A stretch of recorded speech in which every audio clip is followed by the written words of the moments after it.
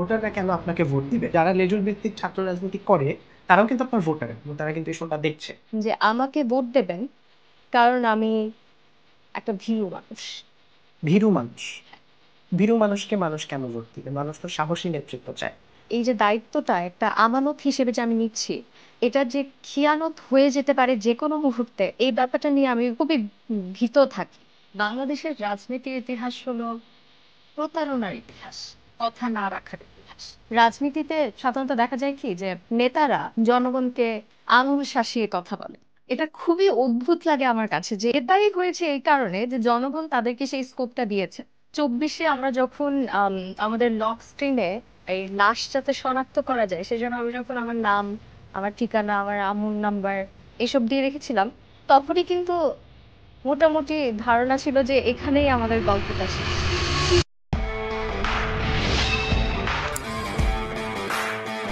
Speak with রশিদের আরো একটা এপিসোড চলছে। ডাকসু ইলেকশনের সিজন, আর কয়েকদিন পরে ডাকসু ইলেকশন, এবং আমার এপিসোডে ব্যাক টু ব্যাক আমরা ডাকসু ক্যান্ডিডেটদের সাথে দেখা করছি, তাদের সাথে অনেক গল্প হচ্ছে, অনেক জানা হচ্ছে, এবং আমরা কিন্তু আপনাদের কমেন্টগুলো আমাদের সোশ্যাল হ্যান্ডেলসের কমেন্ট বক্সে দেখি। সবসময় মনে রাখবেন, স্পিক উইথ রশিদ আপনার মত, দ্বিমত এবং অমত প্রকাশের স্বাধীনতায় বিশ্বাস করে। আপনাদের কমেন্ট সবসময় আমাদেরকে অনুপ্রাণিত করে। আমাদের চ্যানেল সাবস্ক্রাইব করবেন এবং আমাদের কন্টেন্টগুলো শেয়ার করে সবসময় ছড়িয়ে দিবেন, এটাই আপনাদের কাছে আমাদের কাম্য। দেখে নিই আজকে কে আছেন আমাদের সাথে। আমাদের সাথে আজকে একজন বিউটি উইথ ব্রেইন বসে আছে, অ্যান্ড আমি জানি না যে আসলে কিভাবে তাকে ডিফাইন করা যায়, but will have a very good discussion. And আমাদের সাথে আজকে আছে উম্মা ওসওয়াতুন রাফিয়া, যে কিনা ডাকসুর কেন্দ্রীয় সংসদে সদস্য পদে এবার প্রার্থী, স্বতন্ত্র, কোনো প্যানেল থেকে না। Am I একেবারেই right? না, সব একদম। ঠিকঠাক। হ্যাঁ। সো কেমন যাচ্ছে আসলে? সামনে তো ইলেকশন, এবং আই এম প্রিটি শিওর যে পরীক্ষার রেজাল্টের আগে যেরকম টেনশন হয় সেরকম টেনশনই তো হচ্ছে। তা তো বটেই। শুধু পরীক্ষার রেজাল্টের আগে কেন, আমার আসলে এখন ফাইনালস পরীক্ষাও চলছে। তো আমি একই সাথে ওই জিনিসটা দেখছি। আবার ডাকসু হঠাৎ করেই আসলে ডাকসু করব এই সিদ্ধান্তটা নিতে আমার বেশ সময় লেগেছে। তো একেবারে শেষ মুহূর্তে গিয়ে যদি আমি কোনো সিদ্ধান্তে আসি তাহলে তো চাপটা আরো বেড়ে যায়। তো ২ টা মিলে বেশ ঝামেলায় আছি। আচ্ছা, ফাইনাল পরীক্ষার আগে আমরা আসলে ফাইনাল পরীক্ষা বাদে অন্য কিছু চিন্তা করতে পারি না। সেখানে আপনি একটা ইলেকশন নিয়ে চিন্তা করছেন ফাইনাল পরীক্ষার মধ্যে। ইট মিনস আ লট। কেন আসলে স্বতন্ত্রতে, কোনো প্যানেল থেকে না কেন? আমি এটা একটু জানতে চাই। আসলে স্বতন্ত্রের ভেতরেও তো অনেকগুলো প্যানেল আছে। কিন্তু আমাকে ৪-৫ টা প্যানেল থেকে আসলে আন্তরিকভাবে তারা আহ্বান করেছিল যাতে তাদের প্যানেলে যাই। কিন্তু আমি আসলে ভাবলাম যে আমি যদি কোনো প্যানেলে যাই তাহলে আমার স্বাতন্ত্র্যটা থাকবে না। আমি যেকোনো কথা বলতে গেলে, কোনো সিদ্ধান্ত নিতে গেলে, আমি শিক্ষার্থীদের পক্ষে কোনো কিছু করতে গেলে আমার আগে তাদের কাছ থেকে অনুমতি নিতে হবে। তাদের সাথে কথা বলতে হবে। এত এই যে কাফকাএস্ক ব্যাপারটা, এই যে তার কাছে যাও, উনার কাছে যাও, উনাকে বলতে হবে, এই করতে হবে, এই জিনিসটা আমি চাচ্ছি না। আমি চাচ্ছি যে আমি যখন কাজ করব, আমি শুধুমাত্র শিক্ষার্থীদের জন্যই কাজ করব এবং কোন দলের জন্য না। তাই জন্যই স্বতন্ত্র থেকে দাঁড়ানো। আচ্ছা, এই কথাগুলো শুনতে খুব ভালো লাগে। কিন্তু এগুলো আসলে আমার কাছে মনে হয়, আমার মনে হয় কিছু অডিয়েন্সের কাছেও এটাই মনে হয় যে খুব বুকিশ কথা, যে আমি আসলে শুধুমাত্র শিক্ষার্থীদের জন্য কাজ করব। নির্বাচনের আগে এসব কথা সবাই বলে। কিন্তু আপনার মানে আপনি আসলে কিভাবে শিক্ষার্থীদের জন্য কাজ করেন? আমি এটা একটু ডিটেইলে জানতে চাই। ধরেন আপনি যদি নির্বাচিত হন, আপনার এজেন্ডা গুলো কি হতে পারে? আমাকে এত ডিটেইলে বলতে হবে না। একটু সংক্ষেপে যদি বলেন, যাতে মনে হয় কি আমি এবং অডিয়েন্স সবাই একটা কনসেপ্ট পাচ্ছে। না দেখুন, আমি আসলে হ্যাঁ, এটা ঠিক যে আমি এটা করব, আমি সেটা করব, এটা বলাটা আমার উচিত না। আমার বলা উচিত যে আমি সর্বোচ্চ চেষ্টা করব করার জন্য। কারণ একটা সদস্য পদ থেকে আমি চাইলেই আসলে জিনিসটা যে করে ফেলতে পারবো, শুধুমাত্র আমি চাই দেখে আমার মনে হয়েছে যে এটা শিক্ষার্থীদের জন্য ভালো। এইজন্য আমি কাজটা করে ফেলতে পারবো, এটা বাস্তব কোনো কথা না। আমি আমার জায়গা থেকে অবশ্যই সর্বোচ্চ চেষ্টাটা করব। আমি আম যেটা বলছিলেন আপনি যে আমার কি এজেন্ডা থাকতে পারে। সেক্ষেত্রে আমার ১ম ও প্রধান প্রায়োরিটি থাকবে হলো যে নারী শিক্ষার্থীদের নিরাপত্তা নিশ্চিত করা।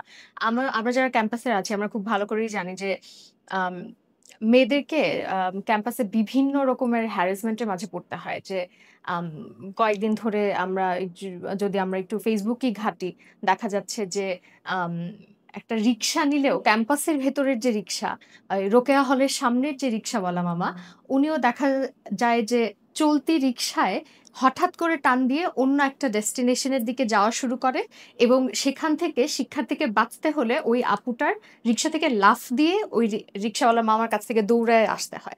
এটা একটা ক্যাম্পাসের ভেতরে রিক্সার যদি এই অবস্থা হয় তাহলে শিক্ষার্থীদের নিরাপত্তাটা থাকে কোথায়? আর ঢাকা বিশ্ববিদ্যালয় যেহেতু একদম ঢাকার প্রাণকেন্দ্রে অবস্থিত, তো দেখা যায় যে অনেক মানুষ থাকে। বিশেষত আমি যখন সকালবেলা আমি যদি আমার হলে যখন থাকি, যে সুফিয়া কামাল থেকে আমি যখন হেঁটে, হেঁটে আসছি, তখন দেখা যায় যে রাস্তার পাশে এই নেশা করে অনেকে পড়ে থাকেন এবং তাদেরকে দেখলে আমাদের ভয় হয়। অনেক সময় তারা উঠে মুখ মানে একটা হয়তো থুতু দিয়ে দৌড় দিয়ে চলে যান। এটা তো কোনোভাবেই কাম্য না। বেশিরভাগ ক্ষেত্রেই দেখা যায় যে নারী শিক্ষার্থীদের এই হ্যারাসমেন্ট গুলার মাঝে বেশি পড়তে হয়। আবার যদি আমি বলি আম পোশাকের স্বাধীনতার কথা।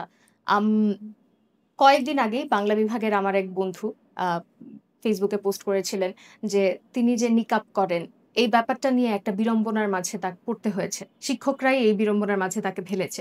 এটা তো কোনোভাবে একটা কাম্য না। একটা বিশ্ববিদ্যালয়ে কেন এমন হবে?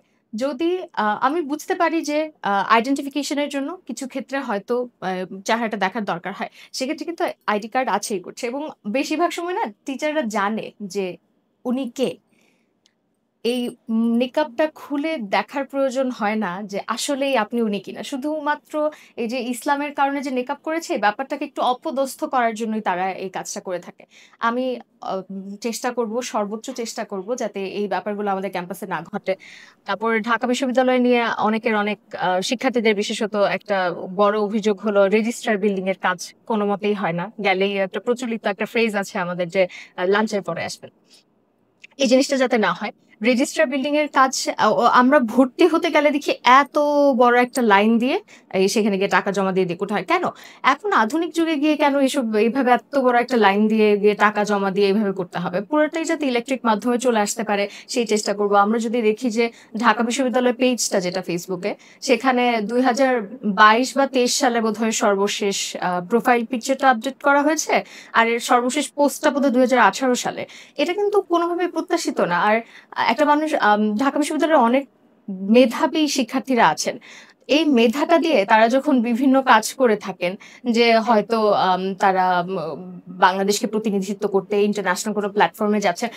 আমাদের বিশ্ববিদ্যালয় না তাদেরকে কোনো রকম স্বীকৃতি দেয় না। যে ঢাকা বিশ্ববিদ্যালয়ের যে অফিসিয়াল পেজটা, সেখান থেকেই যদি একটা পোস্ট করা হয় যে এই যে আমাদের টিম তারা ইন্টারন্যাশনাল প্ল্যাটফর্মে গিয়ে এই করছে। এটা করলে কিন্তু সবার মাঝে ওই মোটিভেশনটা বাড়ে। যে আমি আমার বিশ্ববিদ্যালয়কে আরো প্রচার করব।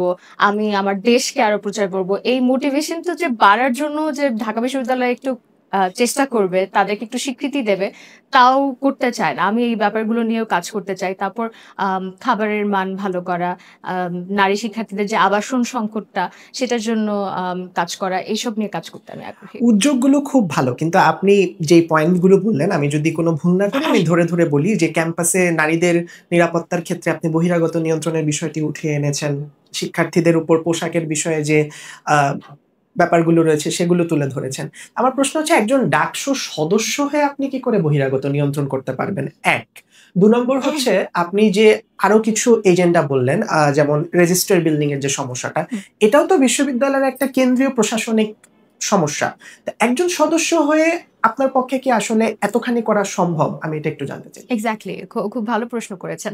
আসলে ওই যে বললাম যে আমি করে ফেলতে পারবো সব, এই কথাটা আমি বলছি না। তবে আমি সর্বোচ্চ চেষ্টা করব, যেহেতু আমি শিক্ষার্থীদের প্রতিনিধিত্ব করছি, নিশ্চয়ই আমি ওই পাবলিক ম্যান্ডেটটা নিয়ে গিয়ে এই দাবিগুলো তুলে ধরবো।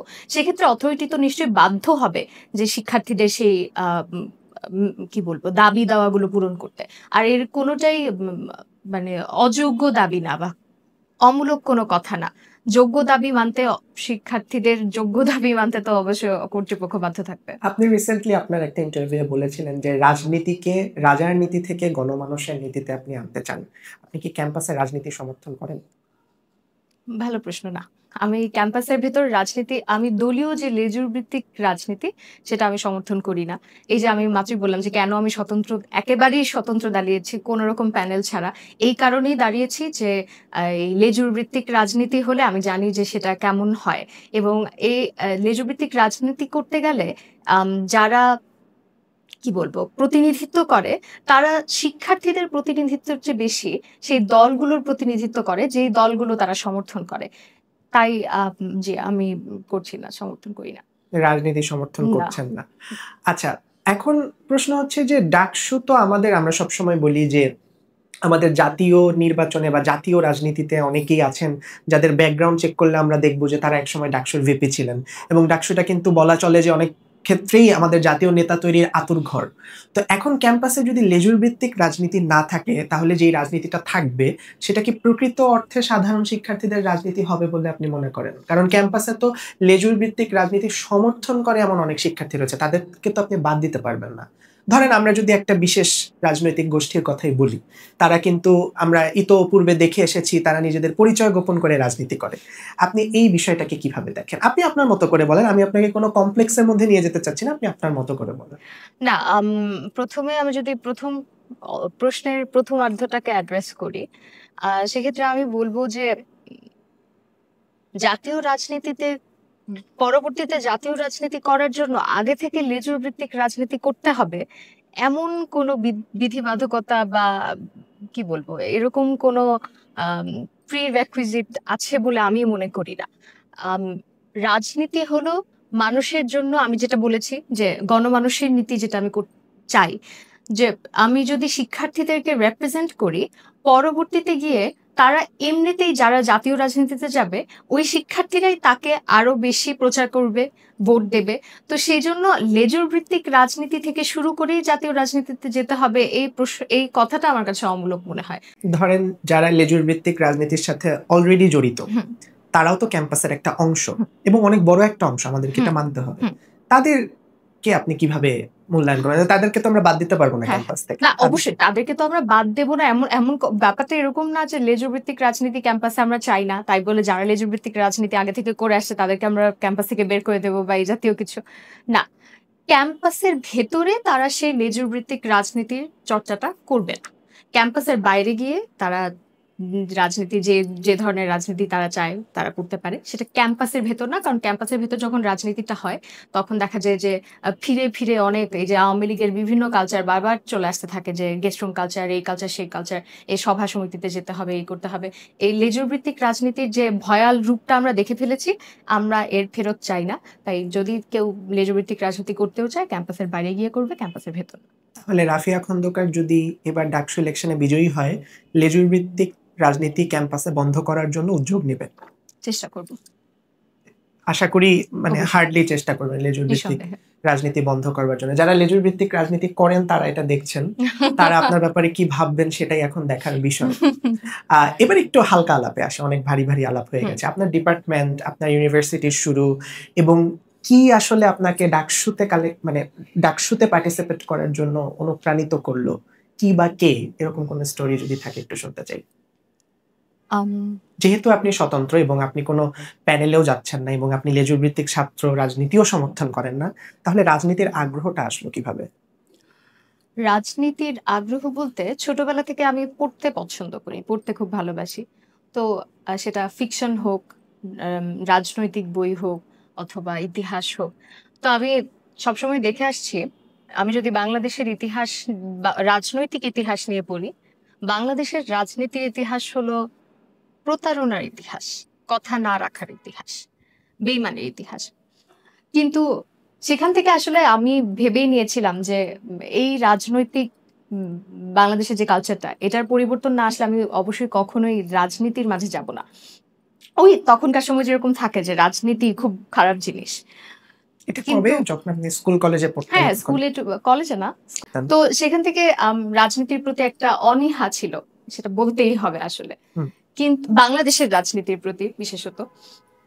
কিন্তু ২৪ আসার পর আমরা যেরকম দেশ নিয়ে একটা ঝিমিয়ে গিয়েছিলাম না, যে দেশের ব্যাপারে আমাদের একটা আশাহত একটা অবস্থা ছিল, যে আমরা আর ভাবতাম না যে বাংলাদেশের কিছু একটা হবে। কিছু হলেই আমরা খালি বলতাম যে বাঙালি, এরকম একটা ব্যাপার ছিল না।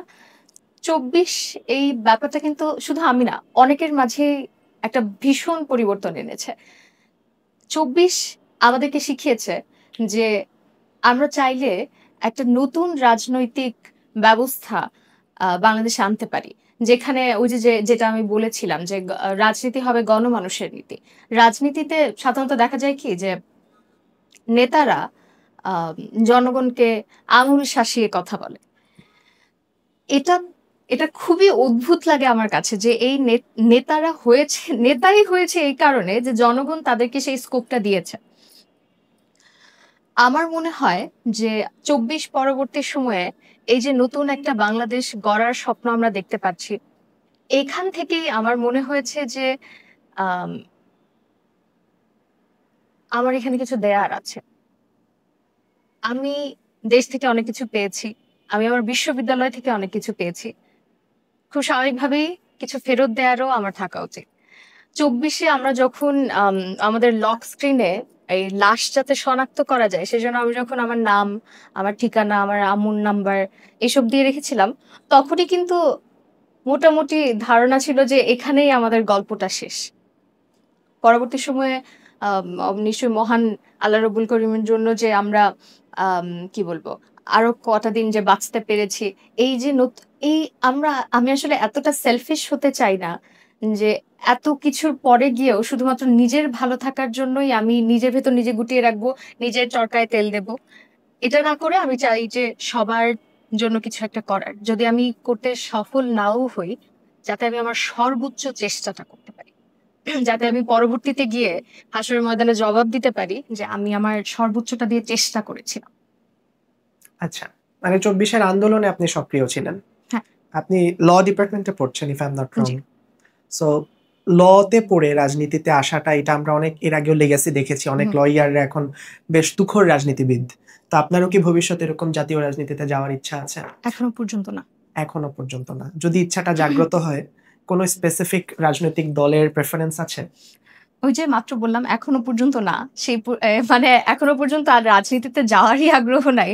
কোন স্পেসিফিক দলে যাবো কিনা ওটা তো চিন্তাই করি নাই এখনো।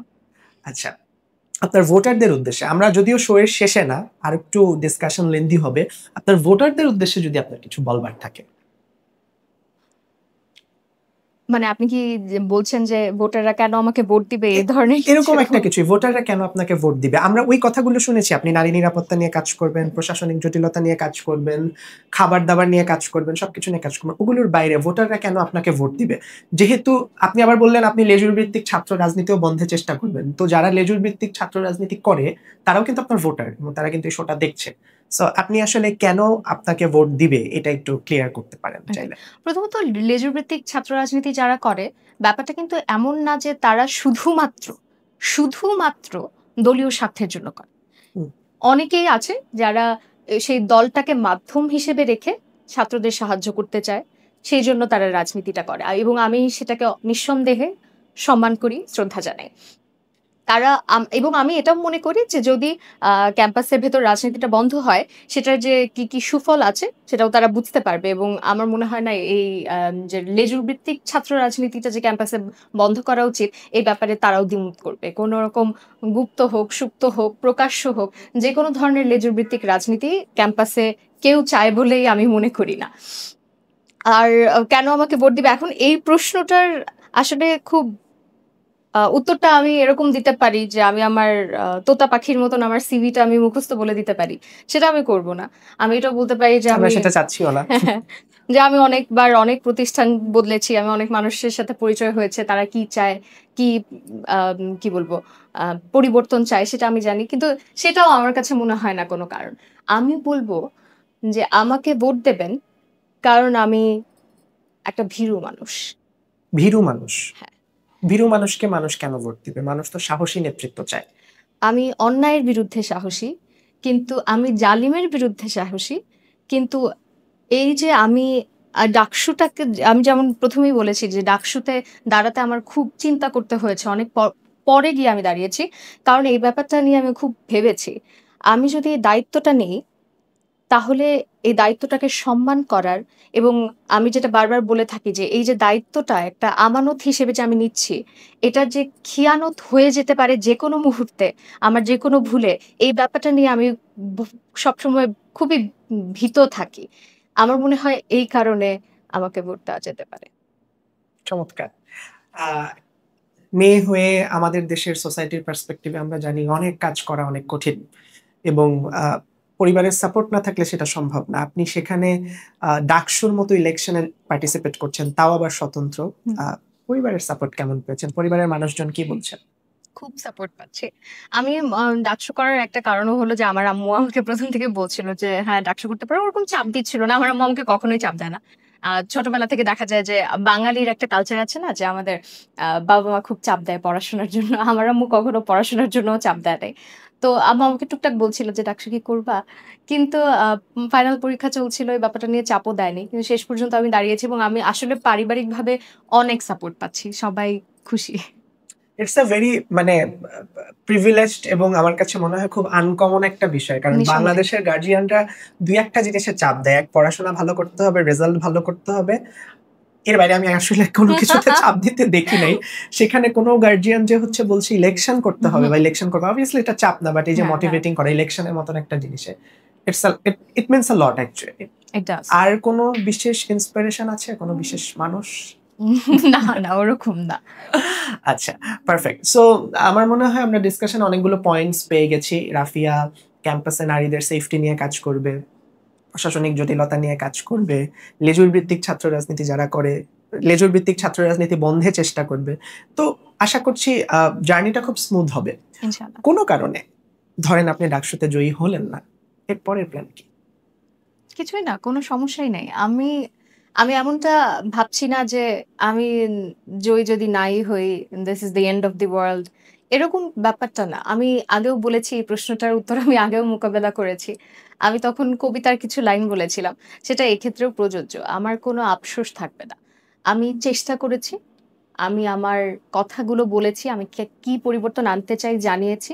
যদি শিক্ষার্থীদের মনে হয় যে তারা চায় আমি তাদের প্রতিনিধিত্ব করি, আমি বলব না যে তারা আমাকে নেতা হিসেবে নিক। তারা যদি চেয়ে থাকে যে আমি তাদের প্রতিনিধিত্ব করি, সেক্ষেত্রে আমি জিতবো। যদি মনে হয়ে থাকে যে হ্যাঁ, না আমার চেয়ে আরো বেটার কেউ আছে, that's fine. আচ্ছা, আর সদস্য পদে আমরা জানি আরো অনেকেই দাঁড়িয়েছে, অনেকেই বিভিন্ন প্যানেল থেকে আছে। হাইপোথেটিক্যালি যদি একটা প্রশ্ন করি যে ধরেন আপনি বাদে ধরেন দুটো অপশন, আমি ধরেন ডাকসুর ভাগ্য নির্ধারক, হুম, দুটো অপশন, হয় আপনি ডাকসু সদস্য হবেন, না হলে অন্য আরেকজন হবে। হুম। তো ধরেন আপনি হলেন না, আপনি আপনার জায়গায় আপনি যে ম্যান্ডেট গুলো বললেন এগুলো বাস্তবায়ন করতে পারবে এরকম একজনকে ডেফিনেটলি দেখতে চাইবেন। আমি বিশ্বাস করি যে আপনি চান ক্যাম্পাসে ভালো হোক। আপনি আপনি বাদে কাকে দেখতে চাইবেন? একটা নাম যদি শুনতে চাই। ধরেন আপনি হলেন না, সেক্ষেত্রে দুটো অপশন। কি সদস্য হিসেবে? সদস্য হিসেবে, আমি এর বাইরে পরের গুলোতে পরে যাব, বাট আপাতত সদস্যটা শুনি। বলেন বলেন, সমস্যা নেই। একটা মানুষজন, ঢাবির মানুষজন আসলে অপিনিয়ন দিতে তো ভয় পায় কেন? না, এটা বললে একটু সমস্যা আছে। এটা থাক, এটা থাক, এটা একটা নামও বলা যাবে না? থাক, এটা থাক। কি করবো মহিন? আচ্ছা ঠিক আছে, হ্যাঁ হ্যাঁ, টপ 3 ভিপি ওটাই যাচ্ছে, এটাও কি বলা যাবে না? Top 3 VP? মানে 4টা ভিপি কে যদি আপনাকে অর্গানাইজ করতে বলি, আচ্ছা কোশ্চেনটাতে যাই। সেটা ঠিক কি আছে, মানে হ্যাঁ, আমি কোশ্চেনটা করি, সেটা হচ্ছে ইয়া ডাকসু ভিপি পদে তো অনেকেই দাঁড়িয়েছে, আপনাকে যদি আমি টপ 4 র্যাঙ্কিং করতে বলি ডাকসু ভিপি পদে আপনি দেখতে চান, আমি দেখতে চাই। আপনি দেখতে চান বলতে আপনার কাছে মনে হয় they are good for our future leader. আমি বিশ্বাস করি আপনি ওই মানুষ না যে হচ্ছে আপনি আপনার প্রেফারেন্স কে পরে আপনি পার্সন দেখেই প্রেফারেন্স দিবেন, আই বিলিভ সো। কোন 4 জনের নাম বলবেন ডাকসু ভিপি হওয়ার যোগ্যতা রাখে বা পসিবিলিটিস আছে? আমি একটু ভেঙেই বলি, এত সুগার কোটিং করার কিছু নেই। আম 4টা নাম। শেষের কবিতায় অমিত একটা অমিত তো প্রশ্নের ডাকসু উত্তরে ভিপির পদে নাই, আপনি ওনাকে কেন একটা আনতেছেন? প্রশ্নের উত্তরে বলেছিল তিষ্ঠ ক্ষণকাল। আচ্ছা, আমিও আপনার উত্তরে এটাই বলবো, তিষ্ঠ ক্ষণকাল। অপেক্ষা করুন, দেখতে পারবেন। এটা তো অনেক ডিপ্লোম্যাটিক অ্যান্সার হয়ে গেল। আমি একটু ডিপ্লোম্যাটিক উত্তর দিব না, আমি পড়ি আইনে, আমি করতেছি এখন ডাকসু, আমি তো ডিপ্লোম্যাটিক উত্তরই দিব। ঠিক আছে, কিন্তু আপনার মানে 4টা মত প্রকাশ, ওই যে আমি তো শুরুতে বললাম যে আমাদের মত অমত এবং দ্বিমত প্রকাশের স্বাধীনতাই হ্যাঁ, এই নিঃসন্দেহে। প্রোগ্রামটা। এই যে আপনি একটু এটা বলেন হ্যাঁ, না, আমি যে মত প্রকাশটা করব এটা হলো আমি ব্যালটে গিয়ে মত প্রকাশ করব। আপনি এখন এটা প্রকাশ করতে ইচ্ছুক না? একদমই না। ঠিক আছে, ফাইন। আমরা যদি আপনি বলতে ইচ্ছুক না থাকেন আমরা এটা শুনবো না। আমরা এরপরে কিছু কুইক ফার্স্ট রাউন্ডে যাব, almost we are end of our discussion. Sure. So Umma Uswatun Rafia, you are a very potential candidate for DUCSU. এখন আমি আপনাকে কয়েকটা ইমাজিনারি কনটেক্সট দিব যে এইসব সিচুয়েশনে যদি আপনি একজন ডাকসু সদস্য হিসেবে নির্বাচিত হন, এসব সিচুয়েশনে আপনি কি করবেন। ঝটপট উত্তর দিতে হবে, লেট করা যাবে না। প্রথম সিচুয়েশন, ধরেন একদল টিচার নিজেদের পে রেট বাড়ানোর জন্য স্ট্রাইক করেছে, ক্লাস নিচ্ছে না, স্টুডেন্টরাও ক্ষতিগ্রস্ত হচ্ছে, টিচাররা ক্লাস বন্ধ রেখেছে। এরকম সিচুয়েশনে আপনি কি করবেন? প্রথমত এটা তো টিচারদের ব্যাপার, আমি তো ডাকসু তো স্টুডেন্টদের কাউন্সিল। কিন্তু স্টুডেন্টরা তো ক্ষতিগ্রস্ত হচ্ছে, আপনি সেক্ষেত্রে কি করবেন? আমি স্টুডেন্ট এটা তো বিশ্ববিদ্যালয়ের প্রশাসন আর শিক্ষকদের ব্যাপার। আমার মনে হয় না ডাকসু এখানে আসলে তেমন কিছু করতে পারে। কিন্তু নিশ্চয়ই আমি আমার জায়গা থেকে চেষ্টা করব যে ব্যাপারটা যাতে দ্রুত মীমাংসা হয় সেখান থেকে আসার। আপনি একটু আগে বললেন যে আপনি নারীদের নিরাপত্তা নিশ্চিত করবেন ক্যাম্পাসে। ধরেন ডাকসুতে আপনার প্যানেলের কোনো একজন সদস্যের বিরুদ্ধে কোনো একজন নারীকে যৌন নির্যাতনের অভিযোগ আনা হলো। একজন নারী হয়ে ডাকসু প্যানেলে থাকাকালীন আপনি তখন কি ব্যবস্থা নেবেন? এই ব্যাপারটা তদন্ত করতে হবে খুব দ্রুত। যদি দেখা যায় যে there is substantial evidence সে ব্যাপারটা সত্যিই ঘটেছে, নিঃসন্দেহে তাকে তৎক্ষণাৎ ওই জায়গা থেকে বাদ দেওয়া উচিত। ধরেন যদি বাদ দেওয়া না হয়, একজন নারী হিসেবে আপনার জায়গা থেকে আপনি কিভাবে প্রতিবাদ করবেন? আমি এই ব্যাপারটা নিয়ে লেখালেখি করব। মানুষকে জানাবো যে যদি বাদ না দেওয়া হয় তাহলে নিশ্চয়ই এর ভেতরে কোনো না কোনো রাজনৈতিক বা এই জাতীয় কোনো একটা কাহিনী থাকবে। ওই ব্যাপারটা আমি মানুষের সামনে তুলে ধরার চেষ্টা করব। শিক্ষার্থীরা যদি কোনো ব্যাপারে অ্যাকশন এ যায়, বাদ দিতে বাধ্য। আর্টস বিল্ডিং এ পরীক্ষা চলাকালীন সময় হঠাৎ করে কারেন্ট চলে গেছে কোনো একটা ডিপার্টমেন্টে। সেই ডিপার্টমেন্টের শিক্ষার্থীরা আন্দোলন শুরু করেছে বিদ্যুতের নিরবিচ্ছিন্ন সরবরাহের ব্যাপারে। আপনি তৎক্ষণাৎ ১ ঘন্টার মধ্যে কি স্টেপ নিবেন? ১ ঘন্টার মধ্যে কারেন্ট চলে গেছে, ওই বাইরে থেকে লাইট আনার ব্যবস্থা করতে হবে। বাইরে থেকে লাইট আনার ব্যবস্থা করতে হবে না, একদম। প্রথমত আমার কাছে প্রশ্নটা খুব আনরিয়ালিস্টিক লাগছে। ওকে। কারণ হলো যদি পরীক্ষার মাঝখানে কারেন্ট চলে যায়, এর মাঝে যদি আন্দোলনও করা শুরু করে দেয়, তাহলে তো পরীক্ষা তখন হচ্ছেই না। পরীক্ষা হচ্ছে না, শিক্ষার্থীরা আন্দোলন শুরু করেছে নিরবিচ্ছিন্ন বিদ্যুতের দাবিতে। হুম।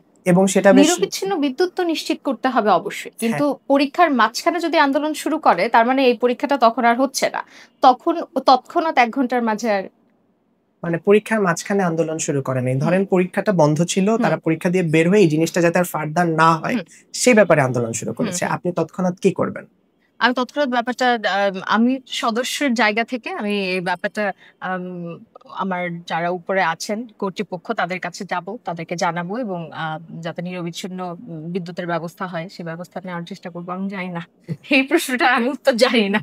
ডাকসু সদস্যদের, জাতীয় সংসদের এমপিরা যেমন মাস শেষে একটা বেতন পান, ডাকসু সদস্যদেরও এরকম বেতন কিংবা ভাতা পাওয়া উচিত। আপনি কি এটা বিশ্বাস করেন? যদি হ্যাঁ, কেন? যদি না, কেন? না, আমি এটা বিশ্বাস করি না। কেন? একটু রিলেভেন্ট করতে স্টুডেন্ট হবে। কাউন্সিল ডাকসু তো একটা স্টুডেন্ট কাউন্সিল। এখান থেকে আমরা শুধুমাত্রই শিক্ষার্থীদের যাতে প্রতিনিধিত্ব করা যায়, তাদের যে সুযোগ সুবিধাটা দেখতে হয়, সেটা নিয়ে আমরা কাজ করছি। এখান থেকে যদি এই বেতন ভাতার ব্যাপার আসে, তাহলে ব্যাপারটা খুবই ঘোলাটে হয়ে যাবে। অনেক জটিলতা আসবে, এ আসবে, সে আসবে। এর তুলনায় আম বেতনবিহীন যেটা, সেটাই ভালো। ওকে। ঠিক আছে। So far Rafia, it was a very good conversation. আমার খুব ভালো লাগলো কথা বলে। হোপফুলি ইলেকশনে ভালো একটা রেজাল্ট আসবে এবং আপনি যে ম্যান্ডেট গুলো দিলেন, ক্যামেরার সামনে অডিয়েন্সদেরকে যে কথাগুলো দিলেন, সেগুলো রাখবেন এটাই আশা করি। আপনার যদি কিছু লাস্ট বলা থাকে টুয়ার্ডস আওয়ার অডিয়েন্স। আসন্ন ডাকসু নির্বাচনে কেন্দ্রীয় কার্যনির্বাহী সদস্য পদে আমাকে নির্বাচিত করুন। আ নেতা হওয়ার জন্য নয়, আপনাদের প্রতিনিধিত্ব করার জন্য আমাকে সুযোগটা করে দিন। ধন্যবাদ। অলরাইট, রাফিয়ার জন্য তো বেস্ট উইশেস। একই সাথে ডাকসুর যত ক্যান্ডিডেট আছেন সবার জন্যই বেস্ট উইশেস। আর দেখা হয়ে যাচ্ছে নেক্সট এপিসোডে নেক্সট কোনো নতুন ক্যান্ডিডেটকে দিয়ে। টিল দেন আমাদের সাথেই থাকুন। স্পিক উইথ রশিদ দেখতে থাকুন, সাবস্ক্রাইব করুন, শেয়ার করুন, ছড়িয়ে দিন। Thank you.